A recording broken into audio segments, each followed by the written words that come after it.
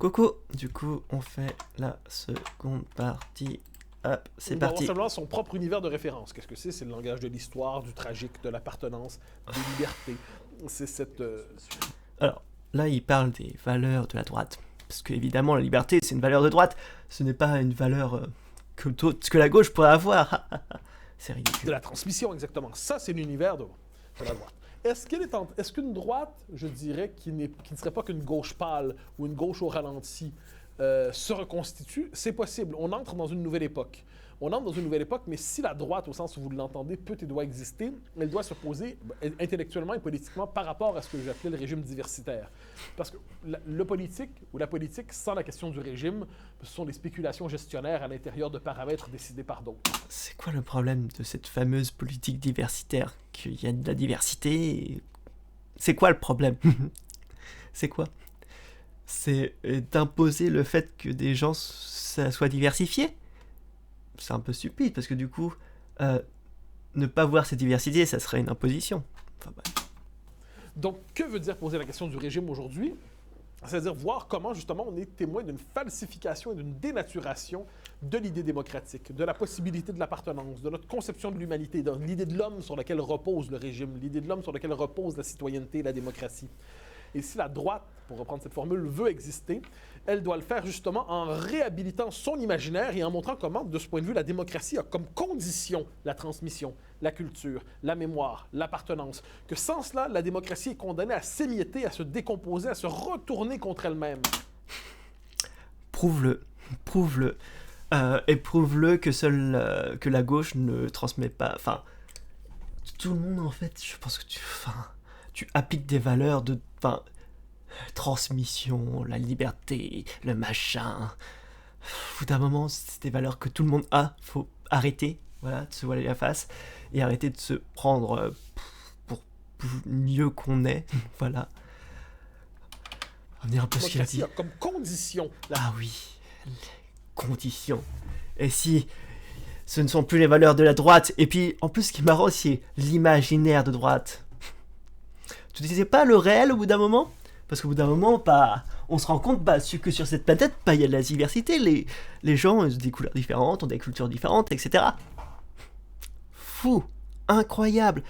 Et donc, toi, c'est quand même nier la réalité, de dire que, oui, il y a des différences, et que... on doit juste se respecter les uns les autres, quoi. C'est pas compliqué. Donc, arrête de dire que la gauche, c'est caca, et que la droite, c'est très bien... La transmission, la culture, la mémoire, retourner contre elle-même. Donc, elle doit poser la question du régime. Reste à voir si elle va être capable de le faire politiquement, culturellement, idéologiquement, parce que le prix à payer pour marquer un désaccord véritable avec la gauche est élevé, encore aujourd'hui. Si vous marquez un désaccord véritable, vous serez diabolisé, vous serez extrême droitisé. Attends, c'est ce que tu fais là, t'es en train complètement de diaboliser la gauche. Tu dis carrément que si vous n'êtes pas d'accord avec la gauche, oh là là là là là, vous serez diabolisé, etc. Rappelle-moi, c'est qui au pouvoir en France? Ah, Macron, c'est bizarre. Mais il serait pas centriste et même voir un peu de droite? Incroyable, hein? Wouh! Mais dis donc, comment ça, la majorité des personnes, des présidents en Europe, etc., sont de droite? Oh là là, mais dis donc, ça ne va pas dans ton sens tout ça! Donc, au bout d'un moment, arrêtez vos conneries. Là, vous faites juste de la diabolisation en disant oui là là, la gauche, on peut plus parler comme on veut. Non, en fait, ce qui est très simple, c'est du moment où vous avez le droit de dire ce que vous voulez, du moment que ça ne nuit pas à l'intégrité ou la liberté d'autrui. Voilà. Et donc, quand vous avez des propos qui peuvent être transphobes, etc., c'est normal que vous soyez, le terme n'est pas forcément bon, mais puni, quoi. Parce que c'est pas normal de porter des propos haineux envers tel ou tel type de personne. Voilà, tu peux être... on peut ne pas être d'accord, mais au bout d'un moment, il faut respecter les autres. On te demande juste ça. Donc arrête de penser que, du coup, oh là là, toutes les personnes de gauche, voilà, c'est que des terribles dictateurs qui te disent ah là là, si t'es pas d'accord avec nous, on va te cancel. vous serez disqualifié moralement, si vous êtes à l'université, vous serez condamné à l'inaboutissement professionnel, vous ne pourrez pas faire carrière à l'université. Dans les médias, vous risquez généralement quand même d'être cantonné dans la marge. Dans le milieu de l'entreprise, imaginez aujourd'hui aux États-Unis, au Canada, peut-être demain en France, vous refusez de participer à un séminaire sur la diversité et sur la rééducation de soi-même. Je crois que c'est déjà le cas en France. Ben, c'est déjà le cas en France. Alors, vous refusez de participer à un séminaire de rééducation sur le signe de la diversité. Le directeur des ressources humaines vient voir et dit non, mais c'est pas optionnel. On vous disait que c'est pas optionnel, c'est important d'y être. Mais non, je n'accepte pas de participer à cette entreprise idéologique. Ah bon? Donc vous êtes un trouble pour l'entreprise. Vous n'acceptez pas les valeurs d'inclusion et d'ouverture à la diversité de l'entreprise. Vous êtes un problème, cher monsieur. Ou pire encore, vous acceptez d'y participer et vous riez. Vous riez quand on vous explique que les sociétés occidentales sont fondées sur la suprématie blanche, qu'il y aurait une manière d'enseigner les mathématiques qui serait liée à la suprématie blanche. Tout cette espèce de racisme systémique. Vous riez devant ces concepts absurdes. Eh bien, Oui, il y a des concepts absurdes à gauche. Mais tu sais, c'est pas parce que tu parles de l'absurde qu'il n'y a pas de choses qui sont qui sont pas vraies. Genre, il y a vraiment un problème avec les personnes LGBT, etc. Il y a des problèmes de racisme, etc. vous risquez probablement votre carrière. Donc, il y a un prix à payer pour marquer un désaccord avec le régime. Et ça, il faut le constater. Le fait qu'il y ait plus d'espace aujourd'hui, il y a quelques espaces qui se soient dégagés pour marquer la contradiction avec le régime, ne veut pas dire que le régime n'est pas encore ce qu'il est, c'est-à-dire fondé sur ce que j'appelle l'idéologie diversitaire. Il y a quelque chose de fascinant à observer la façon dont Marine Le Pen a cédé la place à Éric Zemmour dans le rôle du grand Satan, comme s'il fallait absolument que le régime diversitaire ait un grand Satan et qu'il ne pouvait y en avoir surtout qu'un seul à la fois. Est-ce que ça ne... Venant de personnes qui parlent de grand Satan en disant « Oh là là, la gauche, c'est du totalitarisme », hein révèle pas le côté formidablement théâtral finalement du processus de diabolisation? Je pense que ça révèle d'abord le fait qu'il y a un besoin de diabolisation qui est consubstantiel à la pensée de gauche. Alors j'entends, quand je dis gauche, je ne dis pas gauche social-démocrate, je ne dis pas gauche syndicale, je ne parle pas des travailleurs qui globalement disent on va critiquer c'est ça pour avoir davantage dans la répartition sociale. Ça c'est la gauche politique, ce n'est pas mon objet. Mais elle a besoin, par elle-même, je dirais, d'un diable, parce qu'elle elle pense la politique, je dirais, sur le mode du bien contre le mal. C'est jamais une série d'appréciations différentes de ce que peut être le bien commun. Elle ne voit pas le débat public comme ça. C'est le bien contre le mal, l'avenir contre le passé, la purge nécessaire contre les éléments mauvais. Alors, qu'est-ce que ça veut dire? Je pense que vous fantasmez juste tout ça. Il y a peut-être quelques berlus qui disent comme ça, mais la plupart des gens juste être écoutés et qu'on ait tous les mêmes droits. Faut arrêter. Elle a besoin de transformer ses adversaires en ennemis, ses ennemis en ennemis publics et ses ennemis publics en ennemis de l'humanité. Et là, on le voit donc avec Zemmour. J'arrive ensuite sur Marine Le Pen. On le dit, parce que là, il faut que finalement, c'est l'idée que rien de ce qui est humain ne doit lui être familier. Tout ce qui est humain doit lui être étranger. Donc, on le présente comme nazi, ça arrive. Fasciste, raciste, négationniste, on s'entend. Qu'est-ce que c'est négationniste? C'est-à-dire nier l'Holocauste et les chambres à gaz. C'est-à-dire c'est scandaleux, c'est atroce. Eh bien, qu'est-ce qu'on voit? Est-ce qu'il a déjà fait ça d'une manière ou de l'autre? Non. Et pourtant, on le traite de négationniste. C'est ce qu'a fait Mme Hidalgo. Bref, Éric Zemmour a toujours dit des conneries sur l'histoire. Il dit des conneries pas croyables. Il y a beaucoup d'historiens justement qui sont venus pour dire attention, faut faire gaffe parce que Éric Zemmour il n'arrête pas de dire de conneries, il n'arrête pas de modifier l'histoire dans son propre intérêt, quoi. Donc voilà, c'est problématique. Et le problème, c'est oui, Éric Zemmour, quand on voit son programme, etc., on se rend compte qu'il y a énormément de problèmes. Et le but n'est pas de diaboliser la droite, parce que quand on regarde par exemple le candidat de droite, enfin Fillon, etc., il n'est pas diabolisé. Et là encore, vous disiez oui, la gauche, elle va que gauche à droite, mais c'est vous qui voyez que le bien et le mal. Mais c'est vous qui avez un esprit manichéen. Puisque la plupart des candidats de droite, quand ils ne sont pas d'extrême droite et quand ils disent pas les émigrés dehors et qu'ils ne sont pas contre les personnes LGBT, bref, contre des droits basiques, la gauche ne les met pas en méchant, quoi. Alors que visiblement, vous, de votre côté, ça vous ne fait aucun mal de vous parler de la gauche. Non. D'ailleurs que la majeure partie personnes qui sont problématiques sont plutôt aux extrêmes, plutôt extrême droite et extrême gauche. Enfin bref. On le traite aussi de taliban, Radio Kaboul, on s'en souvient. Et là, j'en oublie probablement plusieurs, mais on le traite d'antisémite. Bon, il aura peut-être échappé à certains qu'Éric Zemmour est juif, mais apparemment c'est un juif antisémite. C'est possible. Je ne sais pas s'il est effectivement antisémite ou pas. Bref. Il est aussi islamophobe, on fait la liste. Donc, autrement dit, rien chez lui ne doit être étranger à la part du monstre. Aucune trace d'humanité ne doit survivre. Ce qui fait d'ailleurs qu'on va dire qu'il est nauséabond. Hein? C'est l'habituel nauséabond. C'est des gens qui pensent du nez, comme j'aime dire, l'argument olfactif là. Non, et je pense qu'on peut voir ça, mais...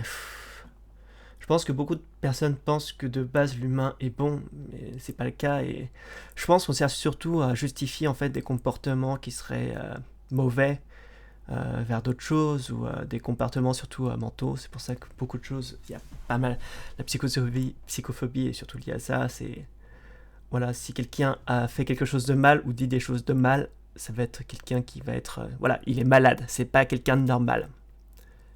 Bref. Alors qu'on voit dans les statistiques, bah voilà, peu importe, même si les personnes qui ont des problèmes psychiatriques sont comme les autres, ils sont pas plus dangereux que les autres. Enfin bref. Mais diabolisation, je ne sais pas, j'écoute pas trop les médias, mais moi quand je regarde son parcours, mais quand je vois qu'il s'exprime, je vois qu'il y a un énorme problème et qu'il y a une énorme haine envers certaines personnes. Mais oui, peut-être que de personnes ont dit des conneries, mais il faut aussi pas lancer les choses, tu vois. C'est pas parce que des personnes l'ont insulté, etc., que c'est quelqu'un de bien. Il faut voir ce qu'il dit, ce qu'il propose, et voir si ce qu'il propose, ces solutions, bah, elles sont bonnes ou pas. Et on se rend compte parce que malheureusement, déjà, il essaye à tout point de manipuler l'histoire pour être dans son bon droit, ou voilà, pour se mettre en avant. Il n'arrête pas de dire conneries. On peut voir qu'il peut avoir des propos plutôt islamophobes, des fois, etc. Bref. On se rend compte que du coup, ce qu'il propose, c'est pas terrible, quoi. Donc il faut un peu sortir juste des débats gauche-droite et juste voir ce que les personnes proposent. C'est comme d'un moment, quand vous voyez le programme de Marine Le Pen, vous voyez, tu vois, c'est limite surprise party, tu vois, réduction d'impôts pour tout le monde, on monte tous les budgets, au bout d'un moment, il faut être logique, quoi. Au bout d'un moment, on se rend compte, c'est bien joli, mais l'argent, il vient d'où ? Hein ? Il vient d'où tout cet argent que tu nous proposes ? Donc on voit juste bien en fait que Éric Zemmour c'était pareil. Enfin, ce sont des personnes qui ne se rendent pas compte de la réalité et qui pensent que du coup, dès qu'ils vont arriver au pouvoir, hop, ça va tout changer. Non, parce que le monde c'est extrêmement complexe. Et je n'aime pas malheureusement la politique d'Emmanuel Macron, mais comparé à certains, au moins, il est à peu près capable de tenir à peu près le pays. C'est ce qui n'est pas le cas malheureusement de beaucoup d'autres. Donc il faut arrêter toujours de dire gauche, droite, machin, ceci, cela, juste arrêter. Les personnes qui sont en train de diaboliser, c'est vous. Reniflette, bon. Donc là, il y a ça. Ensuite, pour Marine Le Pen, dans les circonstances, je dirais qu'elle est normalisée pour diaboliser Zemmour. C'est-à-dire qu'on va dire, regardez, il est tellement atroce que même elle a l'air d'un humain à côté de lui. Et là, il y a une universitaire que je ne citerai pas, mais que je mentionne, qui est une spécialiste du combat contre l'extrême droite. Hein, c'est-à-dire l'extrême droite est partout, l'extrême droite est dangereuse. Et qui a trouvé le moyen de dire, Marine Le Pen a toujours critiqué l'immigration, mais jamais les étrangers. Sa critique de l'immigration est humaniste, alors que celle de Zemmour ne l'est pas. Là, on se dit, on se pince, mais là, c'en est amusant. Donc, je pense que ce n'est pas que théâtral, loin de là. Il y a un besoin fondamental dans la pensée de gauche de penser l'adversaire comme ennemi de l'humanité. C'est le cas pour beaucoup de personnes, en fait, pas que des personnes de gauche. Ça peut arriver à gauche comme à droite, c'est toujours le cas des extrêmes. C'est toujours comme ça, en fait, quand on veut diaboliser quelqu'un, et c'est le cas toujours des extrêmes, où on simplifie la réalité, on dit, cette personne, c'est la cause de tous les problèmes. Et on se rend pas compte que les problèmes, ça vient de énormément de différentes causalités et que c'est extrêmement complexe la vie. Voilà. Mais bon, c'est toujours plus simple de dire ceux là-bas, ce sont les responsables. Bref, ce n'est pas que les personnes de gauche qui font ça, les personnes de droite le font très très bien aussi. Enfin, surtout les personnes d'extrême droite et les personnes d'extrême gauche. Et ça, c'est vraiment, pour moi, c'est structurant de l'imaginaire progressiste. Ensuite, ce que l'on voit, c'est que ce besoin de diabolisation peut se fixer sur différents objets. Mais toujours, il doit se fixer. Puis il peut se fixer aussi sur une catégorie de la population. Ça, il ne faut pas l'oublier.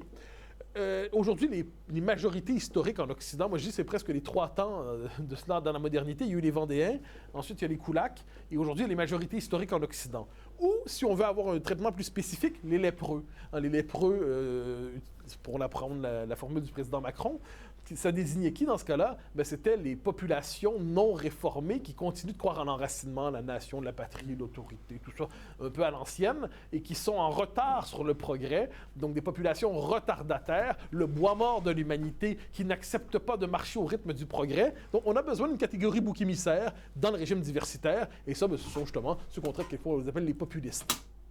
C'est pas ce que tu fais en parlant de woke. Juste...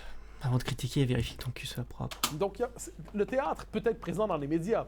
Évidemment, on voit quelquefois, on se dit, ils en rajoutent. Non, mais est-ce qu'ils se croient eux-mêmes un seul instant? Puis, quelquefois, d'ailleurs, ils ne se croient pas. Ça, il ne faut pas l'oublier. Mais fondamentalement, la mouvance de fond, il y a un besoin fondamental de satanisation. De satanisation? Faut arrêter. Notons la diabolisation d'Éric Zemmour pour sa candidature en elle-même. De quoi cette candidature Zemmour est-elle le nom? Et puis, la plupart des sondages le donnent aujourd'hui plutôt en 4e position. Est-ce que c'est une cause perdue? Est-ce que c'est une candidature inutile? Est-ce que vous croyez un tant soit peu dans ses chances de succès? Alors, de quoi est-elle le nom? Je pense que c'est l'expression, lui-même place cette question-là au cœur de la présidentielle. C'est cette idée que l'existence même du peuple français, de la civilisation française, le peuple français est compromis. Il pourrait disparaître. Et qu'on ne consent pas à cette espèce de disparition, on ne consent pas... Ça, c'est plutôt une théorie des complots, en fait. C'est une théorie du complot du grand remplacement, comme quoi, ah là là là là, le peuple français va disparaître, moins. Faut arrêter.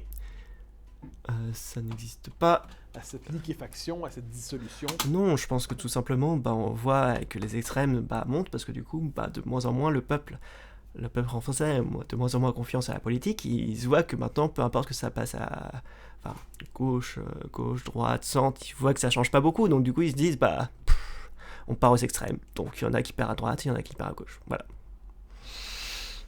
Des fois, il faut pas chercher plus compliqué.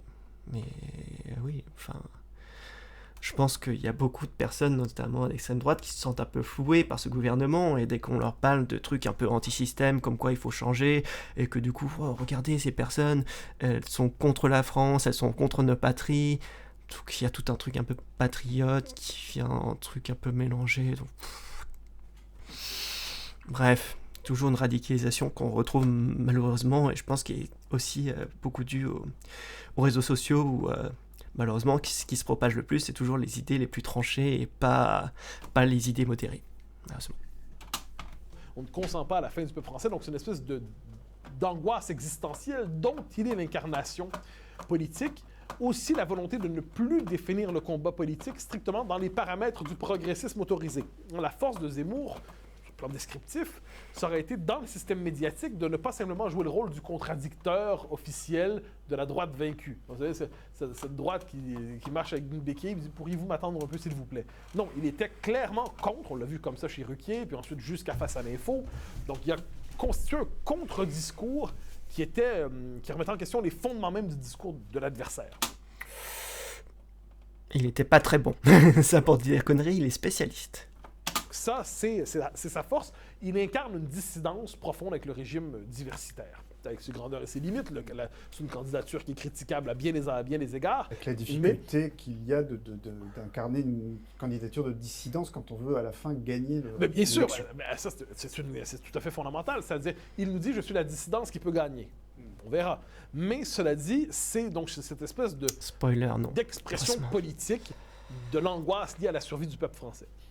Ensuite, pour les sondages, franchement, si on regarde les choses telles qu'elles sont, il y a d'un côté, il y a Emmanuel Macron, qui se porte très bien, et de l'autre côté, fondamentalement, il y a 3 candidats qui s'échangent d'un sondage à l'autre la 2e place.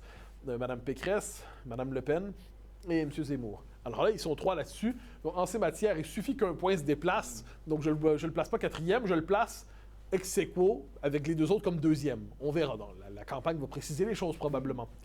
De ce point de vue, ce qui est intéressant, c'est de voir les 2 scénarios de 2e tour possibles. Si c'est un 2e tour entre M. Macron et Mme Pécresse, on va dire que c'est un affrontement qui manque pas de substance, mais à l'intérieur du bloc bourgeois. Hein, giscardien de gauche et giscardien de droite. C'est marrant de pas prendre en compte les Le Pen comme pas bourgeois. Enfin bref. Qui s'affrontent à la présidence de la République. Donc, le système reconduit une forme de fracture dans la bourgeoisie et ça reconduit le clivage politique tel qu'on l'a connu depuis un certain temps. Si Emmanuel Macron se retrouve avec Éric Zemmour ou Marine Le Pen, si c'est avec Marine Le Pen, c'est l'affrontement classique, je dirais, entre discours élitiste, progressiste et populiste. Bon, on a vu ce que ça a donné la dernière fois. Il se pourrait que ça donne un autre résultat. Madame Le Pen en a sa 3e candidature. Elle-même joue un peu à la Mitterrand ou la Chirac, c'est-à-dire la 3e fois sera la bonne. Elle croit prouver sa valeur par sa résilience, sa persistance, sa persévérance. On n'est pas dit que ça ne peut pas fonctionner. Zemmour, s'il se rend au 2e tour, c'est que là, ça fait un 2e tour qui a une autre signification. C'est un affrontement fondamental, frontal, entre 2 visions de la France. Je dirais que c'est une élection référendaire, comme on dirait au Québec. Navré, mais si tu... Macron n'est pas de gauche. Juste arrêtez. C'est fatigant. Sur la question de l'identité française. Si on se rend dans ce scénario, je trouve que ceux qui considèrent que c'est tranché d'avance, je trouve ça un peu hasardeux. Moi, je ne sais pas qui va gagner, franchement, je suis ni devin ni prophète. Mais ceux qui nous disent que Zemmour n'a aucune chance de gagner, s'il se rend au 2e tour, ce qui n'est pas certain, ceux qui nous disent qu'il n'a aucune chance de gagner, je crois, soit prennent leur vœu pour leur désir pour des réalités, soit des partisans, quelquefois, ont tellement peur d'être déçus qu'ils consentent à la défaite à l'avance de peur d'y avoir cru, puis finalement, ça ne fonctionne pas. Donc non, s'il se rend au 2e tour, ça fait éclater ça fait éclater une bonne partie de la vie politique française. C'est-à-dire, on devine que le vote RN va se reporter vers lui, mais ça fait aussi éclater les Républicains. Parce que là, en ce moment, qu'est-ce qui se passe? On voit, il y a un courant chez les Républicains qu'on pourrait associer à M. Ciotti, à Julien Aubert, on pourrait en nommer quelques autres. Donc, des gens de ce courant chez les Républicains, Mme Morano, qui, idéologiquement, sont plus proches d'Éric Zemmour que de... Je suis un petit peu augmenté la vitesse, parce que sinon, on va jamais s'en sortir. Je vais mettre en 5. Valérie Pécresse, mais qui parle, leur argument souvent, mais ma famille politique, c'est l'argument de la famille politique. Ben, notre famille politique est là, donc là, ils sont solidaires de la candidature Pécresse, ce qui se comprend, la politique, c'est aussi une affaire de parti, c'est une affaire de clan, de loyauté. Mais si le 2e tour arrive, et qu'une bonne partie des élites républicaines disent, ben on s'en va voter pour Macron, et non seulement on vote pour Macron, mais on prend en compte Zemmour les arguments de l'antifascisme usé.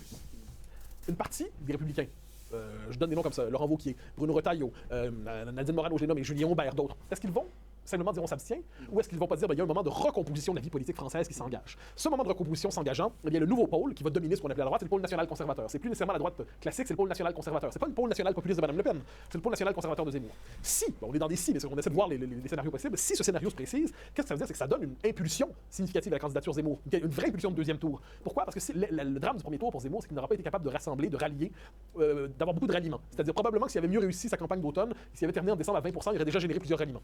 Il n'a pas réussi ce coup-là, mais il a réussi à maintenir sa candidature malgré le feu médiatique qui était soutenu, qui était nourri contre lui. Il s'est maintenu, maintenant il fait la course pour la 2e place, puis on va voir ce que ça donne.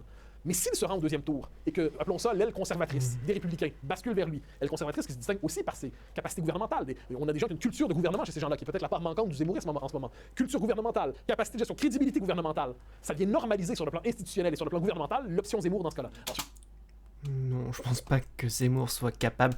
Il est très bien pour faire le con sur les plateaux télé, mais pour gérer un gouvernement, il est franchement incapable. Ceux qui disent que dans un tel scénario, tout est perdu d'avance pour cette candidature, je l'ai dit, soit prennent leur désir pour des réalités, ou sont à ce point terrifiés à l'idée de perdre qu'ils décident qu'ils ont perdu d'avance. Donc n'écrivons rien à l'avance, je pense que le 2e tour, quel qu'il soit, sera passionnant. Mais ce qui est paradoxal, c'est que vous avez l'air de penser que cette recomposition de la droite conservatrice autour de la présence de Zemmour au 2e tour ne serait pas possible si, dans le cas de figure où ce serait Marine Le Pen qui soit au 2e tour face à Emmanuel Macron, alors même que Éric Zemmour, et vous l'avez dit, est beaucoup plus diabolisé aujourd'hui que Marine Le Pen. Je ne dis pas que c'est pas possible. Je dis que le créneau de Marine Le Pen, pour l'instant, c'est davantage une forme de populisme qui, on sait, c'est la tentation de 2017, qui peut toujours revenir, c'est-à-dire, est-ce que finalement nos électeurs, ce ne sont pas les oubliés, les déclassés en tant que tels, au-delà de la droite et de l'identité et du conservatisme plus encore, notre créneau, c'est le populisme, donc le peuple contre les élites. C'est un créneau qui peut être porteur en politique aujourd'hui, sans le C'est un peu ridicule venant de Marine Le Pen et de savoir qu'ils ont des très grandes entreprises et donc rien que son père est millionnaire. Je pense juste que se rendent pas compte en fait de ce qui est vraiment la droite. Enfin bref. moindre doute.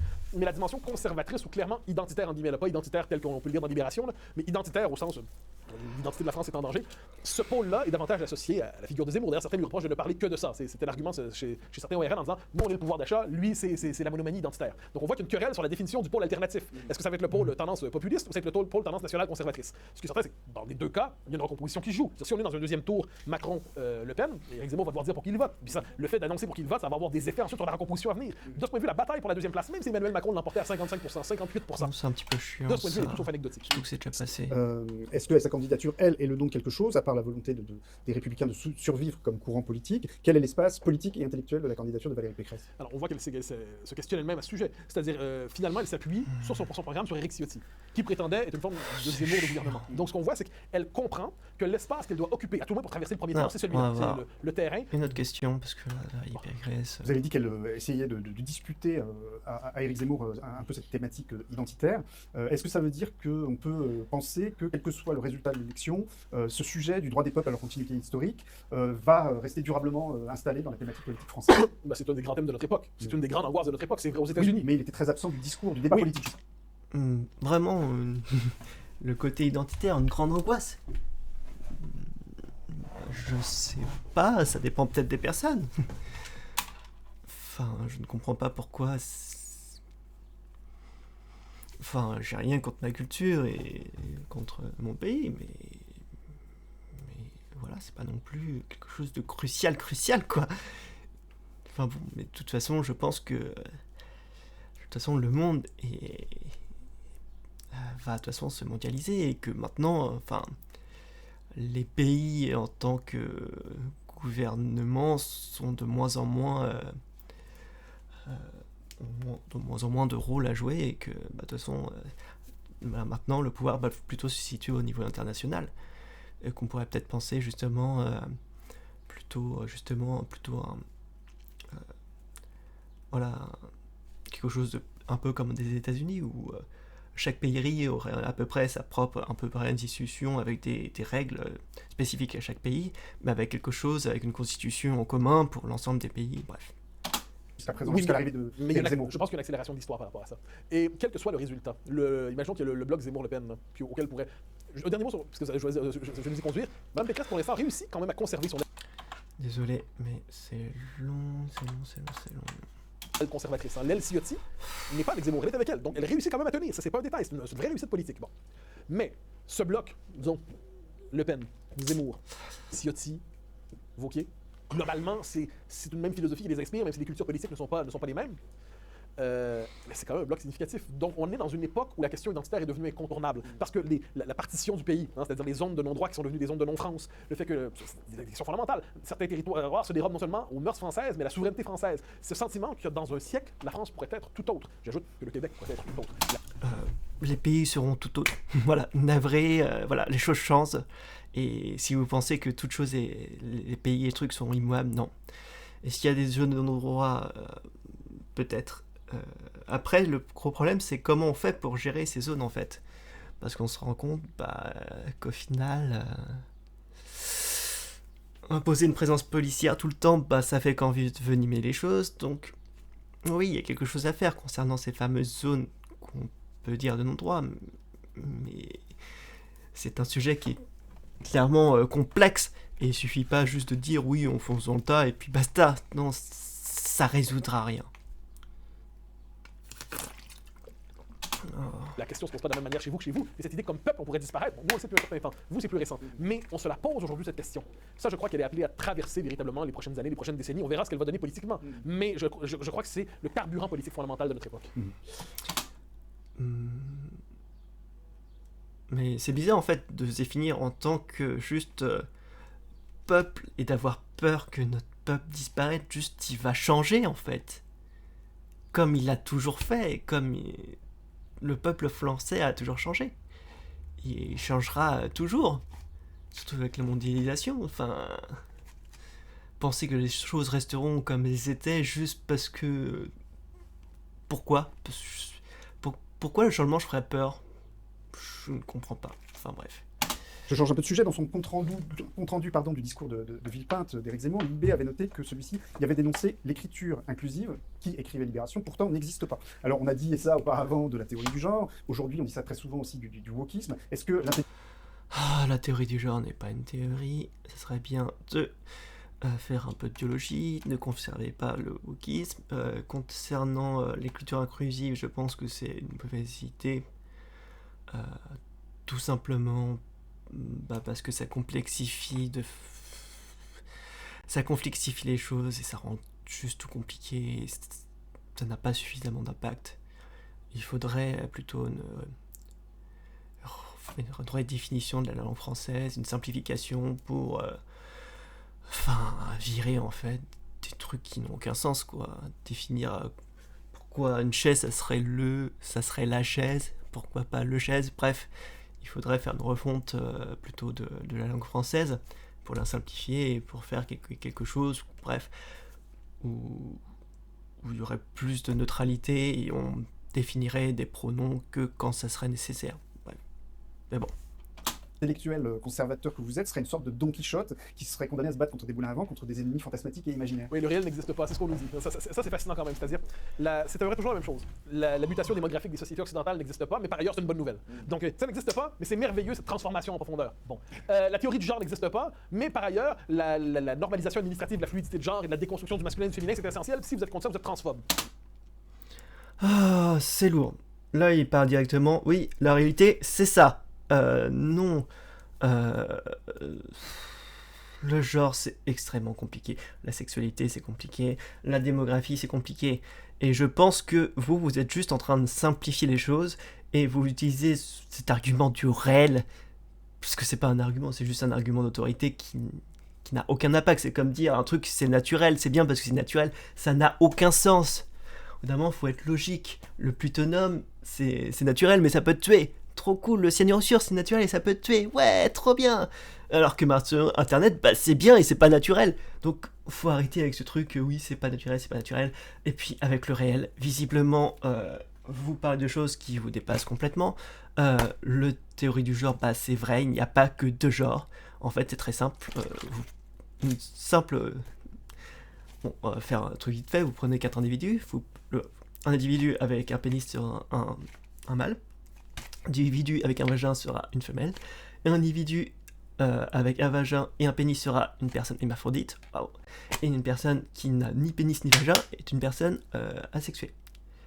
Voilà, donc on a défini juste avec ce petit truc, et juste en prenant en compte le caractère primaire, c'est-à-dire le sexe, on se rend compte qu'il y a, juste avec 2 sexes, on se rend compte qu'on peut faire 4 genres.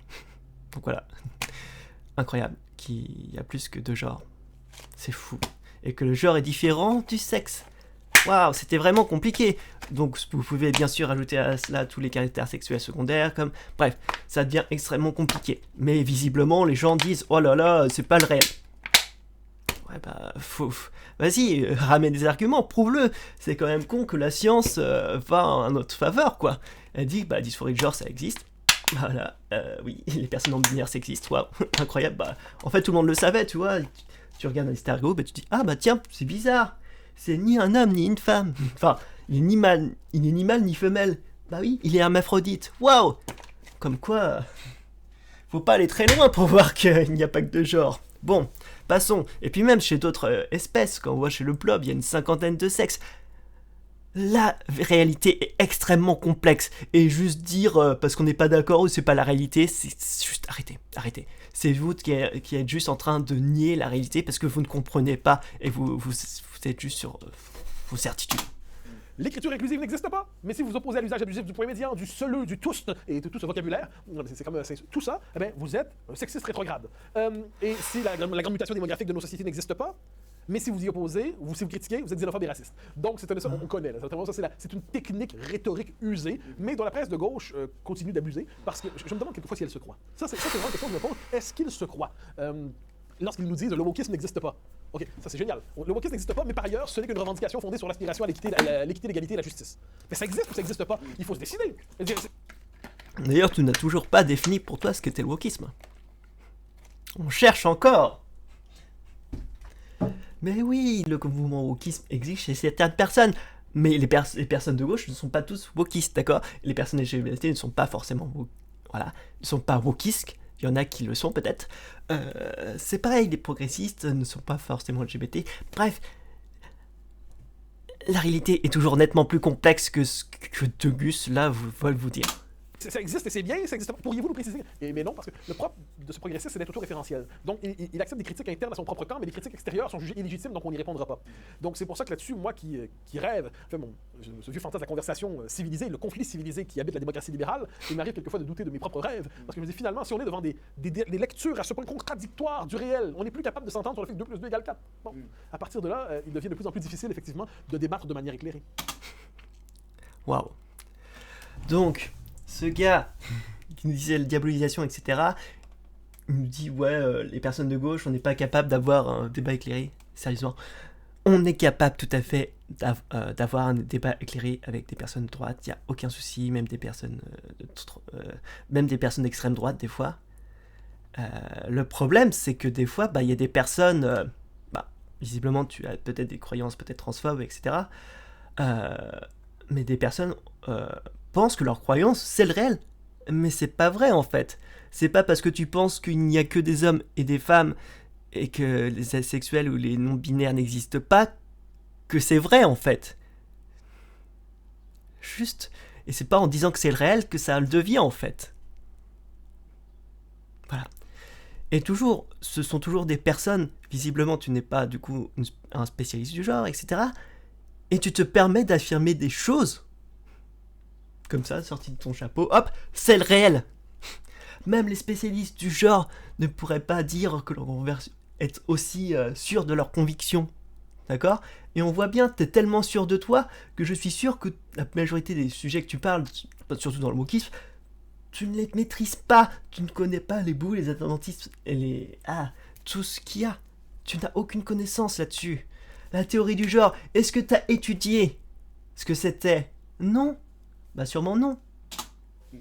J'ai pensé à vous récemment en voyant un film américain, d'ailleurs assez mauvais, si vous avez l'occasion de ne pas aller le voir, ne vous en privez pas, ça s'appelle Cher Evan Hansen, qui se passe dans un lycée américain donc, et dont les murs de ce lycée sont constellés de ces affiches par lesquelles la génération montante proclame son adhésion enthousiaste à tous les canons de la bien-pensance de l'heure. Et il y a notamment une scène qui se déroule assez longuement devant une affiche qui proclame la diversité est l'unique chose que nous avons en commun, chérissons-la. C'est beau comme dit Justin Trudeau. Mais pourquoi est-ce que nos sociétés en sont arrivées à cette idée absurde que nous n'aurions plus rien en commun, à part justement le fait de ne rien avoir en commun? Parce que le commun ne serait que la tyrannie de la majorité. Toute norme ne serait en fait qu'un système discriminatoire dissimulé en normes communes. Dès lors, pour faire tomber les discriminations, il faut faire tomber les normes communes, qu'elles soient culturelles, qu'elles soient symboliques, qu'elles soient identitaires.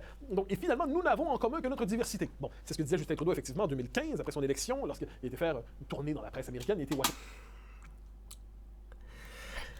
le gros problème avec les normes, c'est que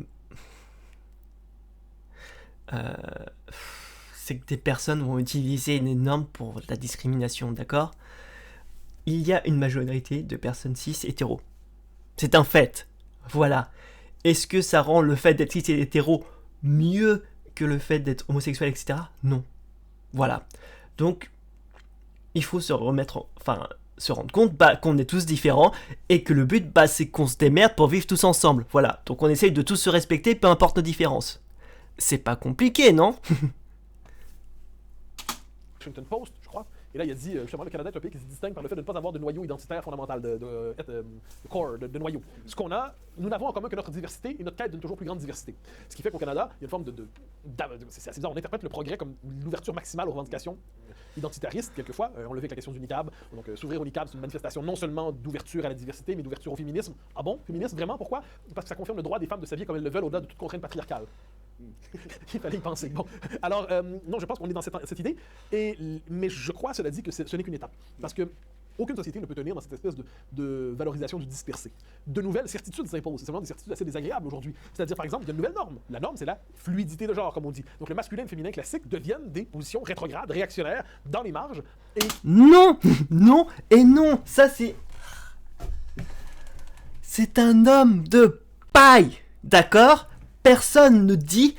Les personnes LGBT ne disent pas que être un homme ou une femme, c'est mal, d'accord? Donc vous allez arrêter. Les personnes qui se disent de genre fluide, voilà. Ce sont des cas spécifiques, d'accord? Ce sont des personnes non binaires, etc. Ce sont des cas spécifiques. Contrairement à vous qui voulez dire la norme c'est comme ça, il faut penser comme ça, il faut être comme si vous n'êtes pas comme si c'est mal. Juste arrêtez de vous mettre en tant que victime. Vous vous rendez pas compte, tout ce que vous faites là, c'est de la diabolisation en disant oui la gauche elle nous impose des trucs, etc. Non, vous faites juste des hommes d'État et vous vous mettez en victime, vous faites toujours ça, sérieux. On s'en fout que vous soyez hétéro, cis, juste foutez-nous la paix. C'est pas compliqué, non? Qui doivent être perpétuellement déconstruites parce qu'une nouvelle norme s'institutionnalise, c'est la norme de l'indifférencié, par exemple. Une nouvelle norme s'institutionnalise, c'est la norme, justement, de l'identité pénitentielle. Donc, il faut voir que finalement, le relativisme n'aura été qu'une étape à travers tout cela. Un nouveau fanatisme émerge même quelquefois, le fanatisme diversitaire, qui consiste à sacraliser certaines identités, à sacraliser certaines théories sociologiques. Non! Non! Contrairement à vous qui voulez sacraliser hommes et femmes, on vous dit que c'est plus compliqué que ça, il y a des non-binaires. Et des asexués.